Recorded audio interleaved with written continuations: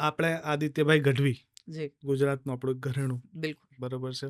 અને એમની stage show concert કરે છે અને બહુ જ સફળ, અને એમનો સંગીત જગતની અંદર ખૂબ નામના બિલકુલ પ્રસિદ્ધિ, બિલકુલ અને એટલા જ લોકો એમને પ્રેમ પણ પ્રેમ કરે છે. કરે છે.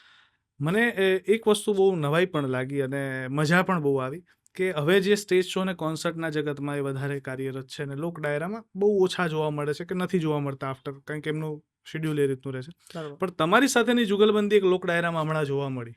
જી એ આખી ઘટના શું હતી ને કઈ રીતના એ સંભવ બન્યું, મારે તો એ જાણવું છે. જી હું આ વાત કહેતા મને રાજીપો થાય. હમ.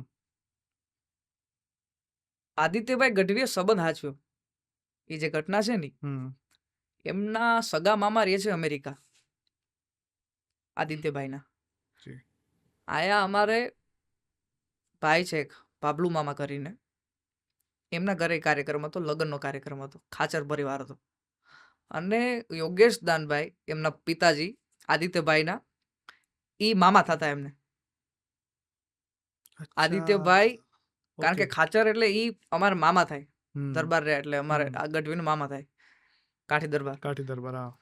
એટલે ત્યાં ગયા, આદિત્યભાઈ ત્યાં આવ્યા અને ત્યાં વાત કરી, ત્યારે મને ખબર પડી કે ભાઈ આવી રીતની ઘટના છે. ત્યારે આદિત્યભાઈ સંબંધ હાચવવા આવ્યા છે. અને હું રાજી થયો ભાઈ કે ભાઈ આટલી પ્રસિદ્ધિ મળ્યા પછી પણ ક્યાં સંબંધ હાચવવો, ક્યાં રાખવું. જે 20 વર્ષ સુધી મામા અમેરિકા હોય તો સગા મામાની ઘોડે બાબલુ મામાએ આદિત્યભાઈને રાખ્યા હતા. એટલે આદિત્યભાઈ ત્યાં હાજરી દેવા લગ્નમાં, ત્યારે એને માઇકમાં કીધું ભાઈ હું લગ્નમાં ક્યાંય ગાતો નથી. ઘણા સારા સારા કલાકારો મને વાત કરી આદિત્યભાઈ કે ભાઈ હું ઘણા સારા મને કીધું પણ હું લગ્નમાં જતો નથી ગાવા માટે.